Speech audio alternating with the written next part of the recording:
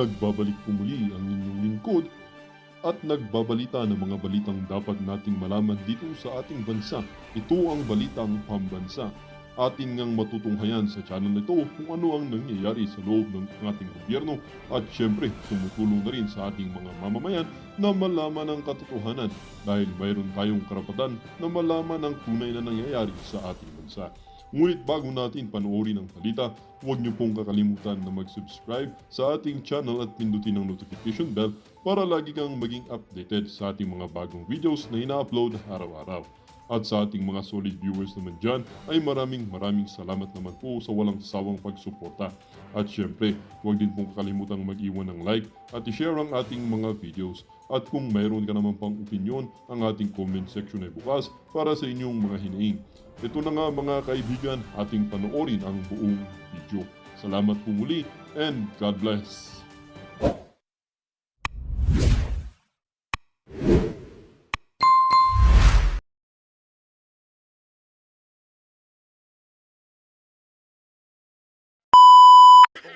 Baka ginugod time na ako noong nag-share sa akin na to at pinapost sa akin itong larawan na to ni Congressman Rodante Marcoleta. Okay lang ho, issue-based. Banata niya yung si Kong Dante doon sa mga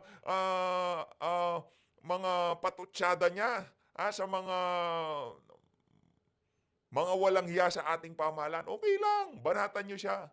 Pero pagka siningitan nyo siya ng mga ganyang klaseng kabalintunan, maraming aalma sa inyo dyan, Father. Ayan o ang pagmumuka nitong si, ano ba to, Rev. Father Darwin Anyubar Gitgano. Father, ha? Ayusin nyo ho yung, pagpo-post. Ano ba nakalagay dito sa post niya na to? Mga kapatid, na Katoliko, tandaan ninyo ang nasa larawang ito. Bakit tatandaan kasi kailangan iboto yan? Kasi sa lahat ng kandidato, isa ho itong si Congressman Rodante Marcoleta sa merong napakagandang plataforma. Yan si Atty. Vic, yan si Pastor Kibuloy. Sila ho talaga yung kumbaga pagka nagkalatagan ng plataforma, tataob ho yung mga kalaban nila na yan diyan sa senatorial election. Siya ang may akda ng House Bill 4633 o Anti-Crucifix Bill. Ano ba? Ayan na nga ho, mag-research ho kayo. Pari kayo, dami niyong kaibigan. Pwede nyo naman hong i-search yan. Lalabas ho, pinakauna, yung Rappler na yan. Shout out dito kay Sir Ibi. Nakita ho natin yan sa, sa wall niya. Sir Ibi talaga ng mga ibang klase ho talaga to. Pagka kayo, i-profile nito, talagang pati kaapu-apuhan nyo, makikita niya si Sir Ibi. Ayan o, anong ginuko? Ginuo ko. Wag naman ganun, sir. Paninira na ho yan. Bakit takot na takot kayo kay Congressman Rodante Marcoleta? Please, sa mga makakakita ng ganitong propaganda, i-comment nyo lang ho sa baba, fake news yan. Fake news ho yan. Hindi yan ho ang diwa ng House Bill 4633. Hindi ho yan ang diwa niya.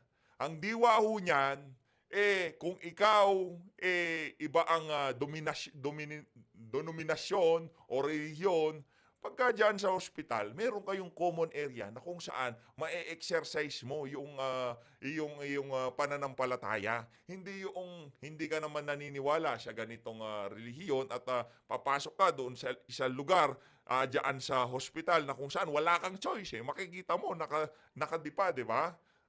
Merong crucifix. Hindi naman ho kasi lahat tayo Katoliko.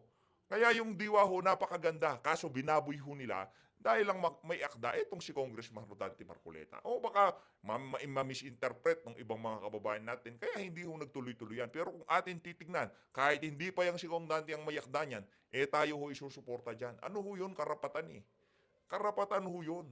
Na magkaroon ng malayang pagpapahayag ng iyong pananampalataya. Siyempre, hospital ho yan Marami diyan nasa bingit na ng di ba, ng kamatayan. Kumbaga, yung iba diyan nasa dapit hapon na ho. At kailangan pagka nandiyan ka na yung iba talagang kamag-anak talagang nananalangin. Paano pagka hindi ang mga Katoliko? Dapat ho wag niyo hong isipin na sa inyo lang umiikot ang mundo, okay? Father Darwin Anyubar Gitgano, hindi ako galit sa iyo. Galit lang ho ako dito sa post mo. Pero kayo, hindi ko ho kayo kilala. Dito lang sa particular na post nyo na to, ako galit sa inyo. Pero yung pagkatao nyo, pagiging pari nyo, wala ko akong pakialam dyan. Dito lang, ayusin nyo lang ho itong isa na to, wala na ho tayong problema. Sa mga makakakita ho nito, fake news ho yan. Ayun na nga mga kababayan, move on na ho tayo dito kay dito kay Executive Secretary. Punta na ho tayo dito kay alis ka na dyan. O yan. Dito ho tayo kay Executive Secretary Lucas Bersamin. Ito talagang si Lucas Bersamin. O mamaya ho yung kay Senator Bato yung 25 minutes niya dito kay Ma'am Karen Davila. Pero pasadaan ho muna natin to. Game! Hindi dapat isisi sa Malacanang ang umunoy nakitang blankong items o halaga sa bicameral conference report para sa panukalan 2025 national budget. Ayon kay Ano daw ulitin natin? Hindi dapat isisi sa Malacanang ang umunoy nakitang blankong items o halaga sa bicameral conference report para sa Ano daw ulitin natin? Isa pa! Hindi dapat isisi sa Malacanang ang umunoy nakitang blankong items o halaga sa bicameral conference. Hindi naman kayo sinisisi eh. Bida-bida ka lang, Bersamin. Wala namang naninisi sa inyo. Wala nga nagbanggit sa inyo eh. Ang problema lang dito, yung BICAM report. Pagpasok ng Lunes, kaagad bumanat kayong dalawa nitong si Bangag. Kesyo fake news yan, kesyo ganito yan, hindi pipirmaan yung budget na yan. Kung kulang-kulang, wala naman nung nagsabi na doon sa podcast na pinirmahan ni Marcos Jr. yung kulang-kulang na budget. Wala naman ho. Ang sinasabi lang namin, yung BICAM report. Mga kababayan, di ho natin titigilan tong issue na to. Hindi ho natin pwedeng tigilan to. Kasi nandyan yung ICC issue. Napakainit din ho nun. Nasarap din pag-usapan nun. Napakarami hong issue ngayong mga panahon na to. ICC, yung mga isinisiwalat nitong si Mayor Magalong. Napakarami pa hong iba. Pero ito hong issue na to, kailangan ho nating araw-arawin, oras-orasin to para hindi mawala sa kamalayan ng ating mga kababayan kung paano tayo lukuhin nitong mga walang yang congressman diyan sa House of Representatives. Yung mga bataan ni Tambaluslos. 'Di ba? Sinong naglagay ng laman doon sa mga patlang? Yun. Hindi yun, ginawa ko kasing examination pagkatapos na pirmahan ng mga mag-exam na ako, lalagyan ko na ng laman to. Ano kaya ang ikalulugod na numero nitong si Tamba? Linagyan niya ng bilyon-bilyon. Yun, masaya sila noon. Pero hindi ho nila inaasahan na merong isang kung ungab na kakana sa kanila. Conference report para sa panukalan 2025 national budget. Ayon kay Executive Secretary Lucas Bersamin, ang nakarating sa Malacanang ay ang enrolled bill na nilagdaan ni Pangulong Ferdinand Marcos Jr. Kaya naman hindi anya mananagot ang Malacanang sakaling iakyat sa Korte Suprema ang isyung ito sa 2025 budget. Ramdam na ho! Di ba dati kang Chief Justice? So ramdam niya na ho, siguro linagay niya na ho yung kanyang paa doon sa sapatos ng ating Chief Justice at alam niya na merong paglabag yaang pagbalangkas ng 2025 budget, yaang pagpirma ng kulang-kulang diyan sa BICAM report na yan. Alam ho niya. Kaya ngayon pa lang, umiiwas pusoy na tong si Lolo. Ang problema natin dyan is hindi kami ang mananagot dyan kung meron mang pagkukulang sa bagay na yan dahil BICAM report yan eh. Wala kaming kinalaman sa BICAM report. Ang may Sa sobrang bida-bida nyo kasi, banat kayo ng banat, di nyo pa napanood yung kabuuan ng podcast, bumira kayong dalawa ni Bangag. Ngayon, anong una sabi mo? Hindi, walang kulang sa GAA. Walang enrolled bill, walang kulang. Kumpleto. Hindi naman yun ang tinutukoy namin eh. kinalaman lang kami yung finished product na pinapirmahan sa presidente. Hindi How about yung hindi paglagay ng subsidiya sa PhilHealth? Wala ho ba kayong kinalaman doon? Pinirmahan niya eh. Di ba? Paano naman ho yung budget ng Department of Education at tinapisan? Wala rin din ho kayong kinalaman doon? Ano to? Nagkakalaglagan na tayo? Ganon? Ba? Hindi, wag naman hong ganon. Hindi lang naman ho yung BICAM issue. Sa susunod na yung mga yon, pero issue pa rin ho yun. Yung hindi paglalagay ng subsidiya sa PhilHealth at yung pagtapya sa budget ng Department of Education. Napakarami ho talagang problema nitong budget na to. Sa totoo lang, mga kababayan. Hindi ho tayo matatapos dito. Baka December 2025 na, nagpapasko na yung iba nating mga kasama dito. Pinag-uusapan pa rin ho natin tong budget na to. Kung pilit ho nilang binabalik yung 2023, 2022 Confi Fund nitong si VP Sara, ibabalik-balik ho natin itong BICAM report na to na rin natin pikahan ng mga walang yang congressman at senador na to. Tuloy. Yung blank check. Giit ni E.S. Bersamin, wala silang kinalaman o maging si Pangulong Ferdinand Marcos Jr. sa Kalma issue ng lang. blankong halaga sa BICAM report. Alisin natin sa consciousness ninyo na kami may kinalaman sa mga blank pages na sinasabi ninyo, no? That is why we resented so much yung impression that the President was given a blank check. Wala kaming kinalaman doon sa internal sa Congress yun. Di ho natin malaman. Executive Secretary Lucas Bersamin, nagpupulburon na rin ho ba kayo? Kasi mulat na rin ho yung mata nyo eh. Hindi naman ho kasi dati ganyan yung mata nyo. Mulat na rin. Di na rin ho ba kayo natutulog, ha? Itong si Bersamin, ito lang ho naman ang problema natin dito. Next time ho, ito, Lunis na naman. Baka meron na namang podcast mamaya, di natin alam. Lunis na naman bukas. Bukas, kahit anong itanong ng media, sabihin mo, pag-aralan muna namin, ha? Huwag kang magpapatiunang sumagot, ha? Huwag kang maglalabas ng iyong official statement kasi masusunog ka na naman. Kagaya dyan, natusta ka. Natusta yung si Bangag. Anong nangyari sa inyo ngayon? Ngayon, kumakambyo kayo. Wala kaming kinalaman dyan sa BICAM. Sila-sila lang dyan. Loko-loko! Ba't kasi bida-bida kayong dalawa nitong si Bangag? Internal sa Congress yun. Ayon kay Budget Secretary Amena Pangandaman, ang makakasagot lamang sa isyong ito ay ang mga miyembro ng BICAM. Yung sinasabi po nila na blanco, sila din po ang makakapagpuno nung blanco. Naniniwala rin si E.S. Bersamin na dati na ring nagsilbi bilang Chief Justice ng Supreme Court na hindi pipigilan ng SC ang implementasyon ng 2025 GAA. Alam mo, the Supreme Court will never stop the budget from being implemented. Ayun. Naglabas na ho siya ng kanyang legal opinion. Para kahit papaano, matali na ang ating Supreme Court na maglabas ng kung ano mang desisyon dyan sa GAA na yan, dyan sa ating budget na yan. Dahil nga naman naging Supreme Court ho siya dati. Di ba? Mantakan nyo, Supreme Court ka dati. Ngayon, pinangungunahan mo ang Supreme Court dyan sa isasampang na yan na asunto dyan sa ating 2025 budget, di ba? Ngayon palang pinangungunahan mo na. Huwag hong ganyan, hayaan nyo ang Supreme Court. Hindi na kayo Chief Justice. Executive Secretary na kayo, sir.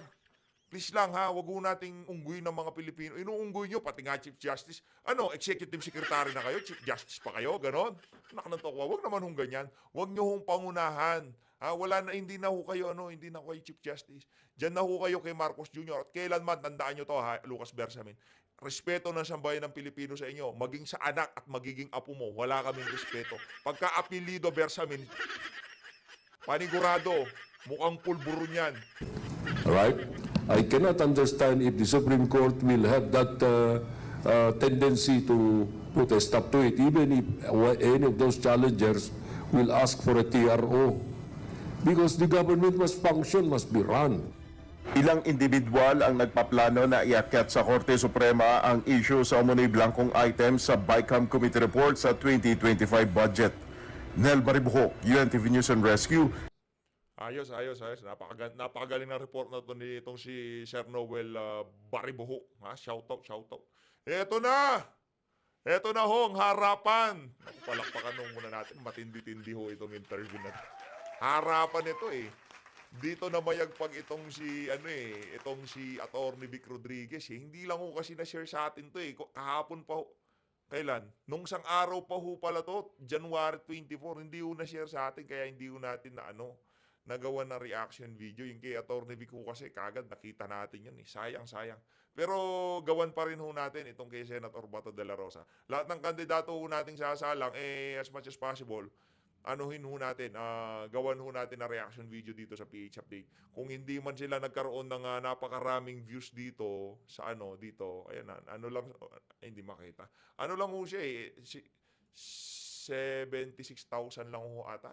No? Kaya pakishare ho ng video para marinig nyo ang mga plataforma ng ating kalbong Senator Bato de la Rosa. Palakpakan ho natin, ayos. Yay! For taking our invitation. Salamat. Thank you for inviting me here, Karen. Alright, Salamat. tumatakbo kayo ulit sa pagkasenador, the second term. Ano ang ginawa ni Senator De La Rosa sa Senado? Nagpatawa lang ba kayo o nagtrabaho kayo? Nagtrabaho naman. Di ba pwede sige lang tayo patawa? Trabaho, minsan patawa rin, pero more on trabaho. O anong ginawa niyo, sir? Marami tayong na author at na sponsor ng mga batas. Marami tayong mga issue na naibig. Ay, teka lang ha, doon sa mga nagpakulay pala, sorry, grabe, sorry. Sorry ha, doon sa mga nagpakulay, doon sa mga nakalipas nating video, grabe, natambakan na ho tayo. Pasensya na ha. Mabilisan ko na ho munang isa-shoutout dito, grabe naman yan. Pasensya na. Napakarami hong nagpakulay eh. Ito kay Ma'am Yvonne, maraming salamat. O Ma'am Yvonne, maraming salamat ha. Dito kay Zero. Shoutout sa inyo lahat. Ilan lang ho sila lang ho yung pinaka nasa una. Pero isa-shoutout ho natin lahat sa susunod na video natin. Pasensya na ho ha. Pasensya na dun sa mga kasama natin dito na nagpapa-shoutout. Hindi ko ma-shoutout. Sa susunod na video, medyo na-busy ho tayo kahapon. Grabe. Yung palyado yung internet namin kahapon kaya di ho tayo nakarangkada ng maayos. Pero sa mga susunod na araw, wala na ho tayong interruption. Kumbaga, kailangan ngayong papalapit ang eleksyon, wala ho tayong downtime pagdating sa internet na yan. Ayusin na ho natin yan. Game! Investigahan through our committee. Marami tayong nagawa sa tatlong committee na hinahawakan ko. Dalawa bilang chairman at isa bilang vice chairman. Yung aking committee on public order and dangerous drugs. Ako ang chairman na rin ako ng Marawi City Victims Rehabilitation and Compensation Special Committee. Tsaka yung vice chairman din ng Senate Committee on Defense and Security. Pero Senator, sa 29 na batas where you were an author and a co-author, ano ba sa mga yun ang nakapagbago ng buhay ng Pilipino? Isa lang, sir. Magbigay ka. Kahirap, no? Sa dami nun. Ano ba yung pinaka-importante doon? Para sa akin, more on dito ako sa hinahawakan ko talaga na public order and dangerous drugs. Number one na nakikita ko na napakalaking impact doon is yung Bureau of Fire Modernization Bill. Alam natin, yung ating fire ay medyo hindi pa gaano ka modern. So with that bill, ay maganda ang idinulot doon para sa modernization ating Bureau of Fire. Pero kilala kayo bilang arkitekto sa drug war ni Pangulong Duterte. May nagawa ba kayo pagdating sa illegal na droga sa Senado? Meron, in the sense na may mga bill tayo na Tulad ng ano, sir? Yung pagpagawa ng mga rehabilitation center sa mga regions at saka sa provinces, yung pag-aminda sana sa yung bagong yung Dangerous Drugs Act, kung saan may mga gusto tayong mga i-amend na mga provisions na medyo Ba't di mo nagawa yun, sir? maraming opposition, maraming nag-oppose. So, yun. Okay. Tanong ko, ang problema sa sitwasyon nyo, talagang kahit anong gawin nyo, kilala kayo bilang arkitekto ng drug war ni Pangulong Duterte. Nagsisisi ba kayo sa pagkaka-implement o kinalabasan ng drug war na yun? Hindi ako nagsisisi. In fact, nagpapasalamat pa ako. Wala kang babaguhin doon? Wala akong mabaguhin. Kaya nga ako naging senador dahil doon sa drug war. Diba? So, Ganun. Yan. Pero Ako sa mahigit Venus, 20,000 katao sinasabing namatay. sinasabi lang nila yan. Pero Marami collateral damage daw. Mahirap. Actually, ang official data is 6,000 plus lang. Kahit na 6,000, marami pa rin yan, di ba? But then again, alam mo, kung hindi mo seryosohin yung war on drugs, walang war na mangyayari. Patuloy ang drugs. Walang war. Okay. So, kailangan talagang, alam mo na, seryosohin. Now, in 2019, you were quoted, may namatay na bata, 3-year-old, dahil sa drug war. Sinabi mo, shit happens. At talaga naman, shit happens. There are Pero times. tama ba yun na sabihin yun? I don't know anong context na gusto mong palabasin niya. Basta sa akin, kami, Pero bata, namatay 3-year-old, sinabi mo, shit happens. I am not referring to the child. I am referring to the operation. Yung operation na nagpumalpak, na timaan yung bata. Hindi ko sinasabi shit yung bata. Shit yung operation. Shit happens Pero yung result ng pinausahan operation. mo ba, sir, yung mga polis? Uy, naimbestigahan yun at nagkakaso yung mga pulis na involved. Sinuntahan mo ba yung magulang ng biktima? I don't know kung napuntahan ko. Hindi ko Yun maalala. ang tanong eh. Ang tanong ng marami, napaka-heartless ng drug war sa ordinaryong tao. Hindi mo man lang binisita yung bago. Sen, let's go, Sen! Sen! Sen! Ninunguya ka na ni Karing, ninunguya ka niya. Hindi ko pa, no? Tutuloy pa ba natin? Tuloy pa natin. Ninunguya. Sen, pwede mo namang, binabanatan ka sa drug war, ikwento mo yung resulta ng ngayon, yung kawalan ng drug war. Para di ba? Tabla tayo, ngayon. Yung, ito. Yung drug war, hindi sinasadya at ayaw naming mangyari yon. Okay? Merong nagurgur na bata o kung ano pa man yan. Hindi namin gusto yon. Hindi namin gusto yon. Naimbestigahan yung mga dapat maimbestigahan dyan. Nabisita ko, hindi ko nabisita, nakalimutan ko na, nawala sa isip ko, ang dami kong ginagawa. No? Pero, yung batang 6 na taong gulang na pinutulan ng leeg, sinulid sa lahako, yung mga batang nawawala, ngayong lumalaganap ang illegal na droga, di ba?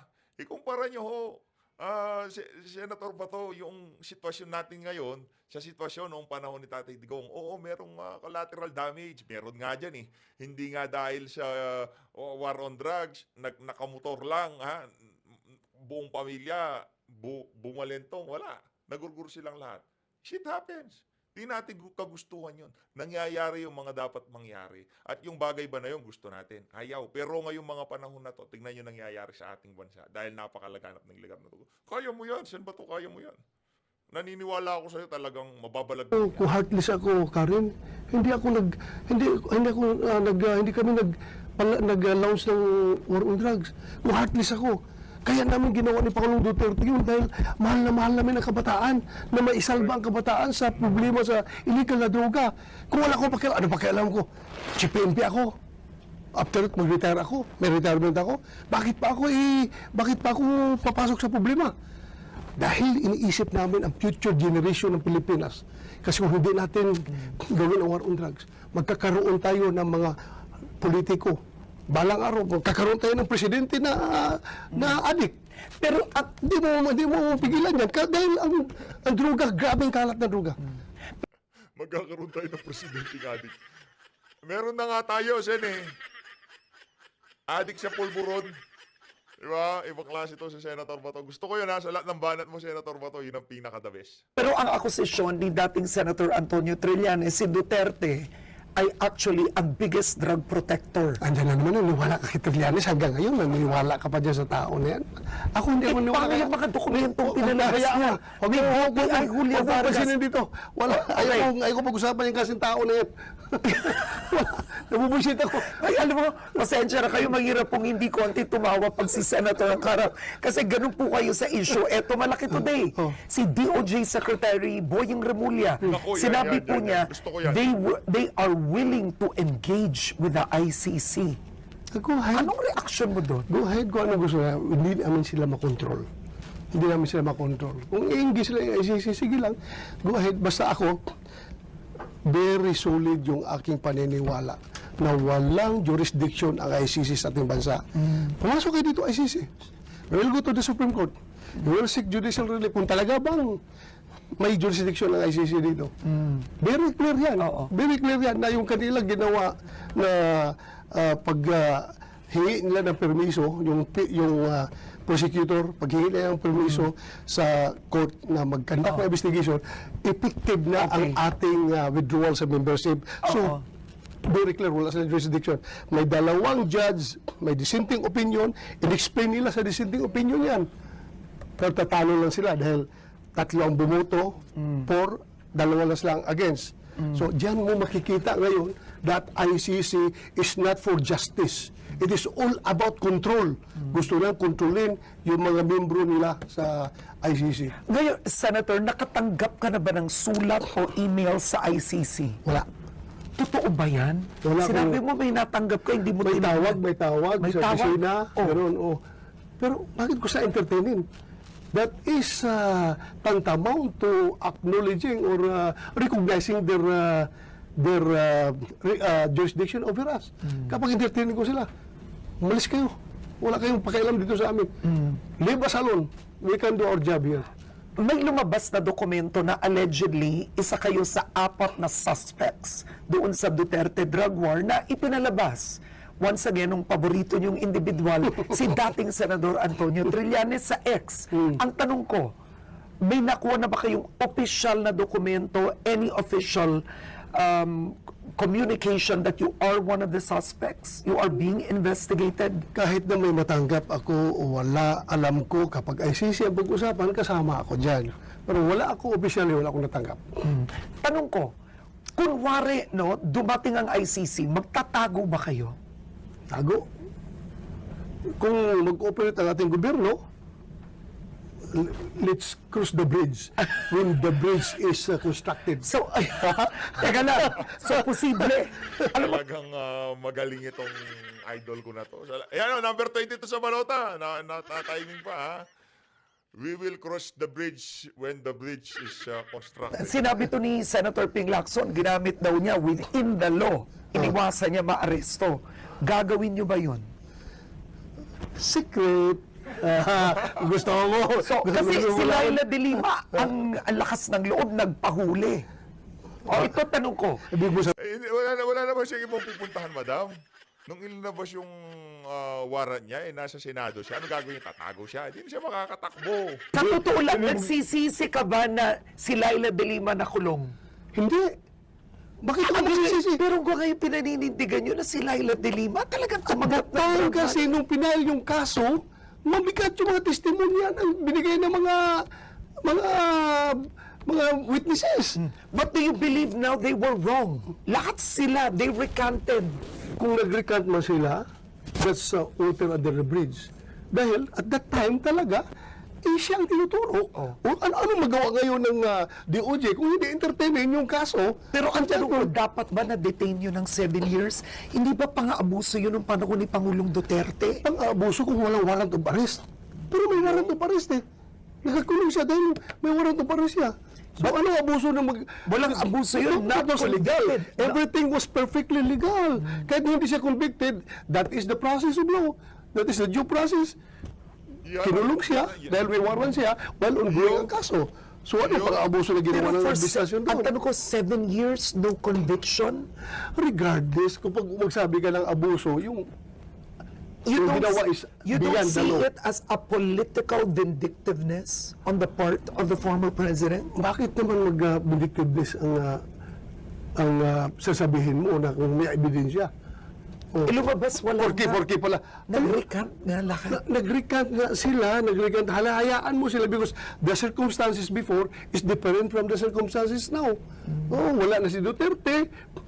Ginamit sila, yung mga tao na yan. So, you really believe, tanong ko lang, you believe until today, drug protector si Laila de Lima? You believe it? Wala akong sinasabing I believe na drug protector siya. Okay. Pero I believe on the veracity of yung mga ginagawa ng DOJ, bakit siya napailan ng kaso? Walang politika doon, Karen. Walang politika. Okay, sinabi mo noon, June 27, 2024, sa kapihan sa Senado, may human rights violation talaga sa war on drugs. Mayroon. Bakit hindi magkakabayo? May namatay nga na bata, may binaril nga bata. So kung ganun ang may human rights violation, is it fair to say that Oplan Tokang was not a success? No, it was a success. It's how you see it. Kung ikaw ay anti-war on drugs, failure. Pero kung ikaw ay pro-war on drugs, successful. Why? 1.6 million nag-surrender. 300,000 ang nakulong, nahuli. Buhay lahat yun. Ang daming tao na nagsasabi na nagpapasalamat sa war on drugs dahil safe na yung kanilang environment. So, for us, it's a great success. Kung ikaw ay anti-drug war o ikaw ay sindikato ng droga, failure, sabihin mo, failure yan dahil patay ang bata. Doon ka magkukonsentrate sa negative na kukunti at kinalimutan mo yung pangkalahatan ng napakalaking magandang idinulot ng war on drugs. Pagdating sa peace and order. Ngayon, Mas malala ba ngayon? malala. Tanongin mo ang barangay kapitan, punta ka. Punta ka doon sa ground. Tanongin mo ang mga barangay kapitan, wala kang marinig na barangay kapitan na magsabi na, Sir, okay ang aming sitwasyon sa drugs. Perfect na, wala na problema. Halos lahat magsasabi sa iyo na hindi nga natin tinatanong kung lalapit sa atin, magsusumbong. Sir, andyan na naman sila, sir, nagkakalat na naman, noon, nagsipaglayasan yan. So, mas Nagsimatago. malala ngayon. Ngayon, andyan na naman, parang candy na naman na binibinta yung drug sa kalsada. Ito, maiba kasi kukuha na tayo ng tanong dito, pero may gusto ko tanong sa iyo. Dalawa ang muka ni Senator Bato de la Rosa. Ang author ng Oplan Tokang at sinasabing mamamatay tao ng ilan at nasa TikTok sumasayaw. Sino ba talaga ang Senator Bato? Basta, Teka lang, ma'am, ha? Yung pagsayaw, di ho issue yan. Yung ang isang senador dyan, pinagyayabong yan, nanalo siya sa kakabudots niya, di ba? Okay lang yung sumayaw. Wala nang problema sumayaw. Kahit tayo, sumasayaw tayo pa minsan-minsan, di ba? Kahit nga ngayon, napapasayaw ako, nakikita ko lang to si Senator Bato. Number 22 sa balota, Senator Bato de la Rosa. sabihin ko lang sa inyo na si Senator Bato ay matapang, galit, o kaya sabihin mo, cruel ako sa mga kriminal. Cruel ako sa mga tao.